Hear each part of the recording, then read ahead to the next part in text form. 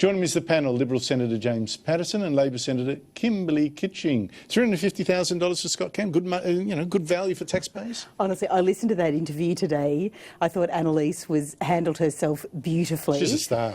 It was great. But he said at one point, my business is my brand. And I thought, your brand has now taken a little bit of a hit, I would say. I thought that it was quite condescending, some of it. And also, I think, unfortunately, given he's promoting such an important sector, vocational education and training, that he's actually doing harm to a sector from which he himself has greatly benefited. But it's not his fault if the government wants to pour our splundoons down his pocket. It takes a tough man to say no to that money. I take your point, Andrew, and I think the government shouldn't have been spending $350,000. Should have been spending $350,000? Andrew, I'm not opposed in principle to the idea of hiring media spokesmen and spokeswomen because they can reach audiences that other people can't, and they have authority with those audiences that others don't. In principle, I think that's a good idea.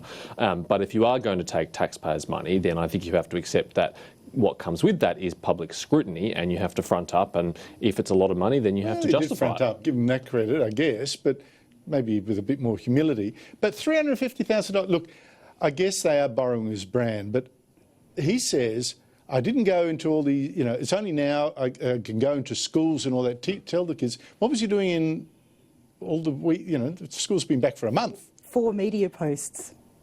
I'll write 4 media posts a day for that money if you want. OK, I'll let them know, Andrew. Oh, look, I don't get this. Someone's got to watch the pennies a little bit more carefully, I would have thought. Now, I want to talk about the coronavirus. You've both been rightly critical of China's communist regime, right? But it's so fascinating because I reckon China's probably handled the virus better than capitalist countries, particularly Italy. China was savage for being too slow in reacting to a virus that was new on its watch. No one knew anything about it. But it locked down Wuhan, a city of 11 million people, on January 23, a month and a half ago. Yesterday it reported just 19 new cases in the whole country, 19.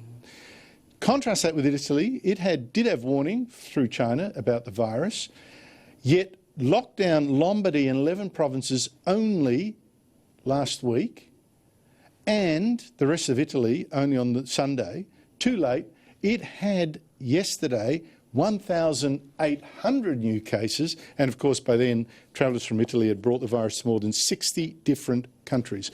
Communism is working better than capitalism in locking down, well, I guess they've got expertise in locking up people. You'd be unsurprised, Andrew, to hear me say I don't agree with you at all. I think the virus on the evidence was not well handled by the Chinese, particularly in the early stages. And the only reason it is in Italy today is because it left China. And it only left China because in the early stages, the whistleblowers, doctors and scientists who were saying we have a problem here were being arrested and intimidated by the Chinese Communist Party. I've documented that. I'm talking about the lockdown of cities. Well, because Italy had warning, and it took another month and a half before it locked down. And since then, dozens of travellers from Italy have infected dozens of other countries. Look, I think when you can move the apparatus of a state the way an authoritarian regime can, you can do all sorts of things. And that includes things we would never, ever condone. Correct. And but I think in this instance, I don't agree that locking down, I think I'm still a fervent believer in a Western liberal democratic system, and I think what China has done in locking down provinces and people, I think that's their way of responding.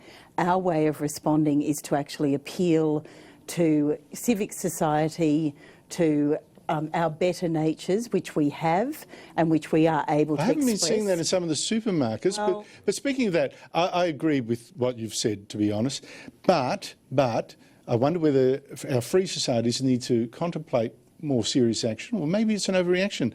You mentioned lockdowns. We have the Federal Health Minister, Greg Hunt, trying to tell people calm, calm, calm. Meanwhile, today we had the Victorian Labor Premier, Daniel Andrews, saying we've got to get used to school closures, major event cancellations, working from home to avoid what an expert right next to him was saying is the pandemic that is coming. What message are we supposed to be heeding here? I think it's important as far as possible that we do sing for the same song sheet, Andrew, but within that there are a range of possibilities. It's both true that we need to be calm right now because we don't have a big outbreak yet in Australia, but we also have to be prepared for the possibility that we might have one in the future and that it might be disruptive. So people need to understand that yes, things are okay now, but that might not be the case in a month's time or even in a few weeks' time, and so we need to plan ahead for that. Okay. Harry and Meghan Markle, just switch coronavirus out. I'm just so coronavirus out.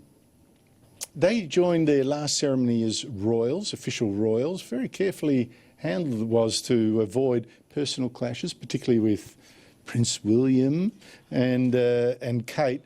They were ushered separately to their seats in the big function with in the church, with Harry and Meghan behind the rest of the family. And it was all very frosty. This does not bode well.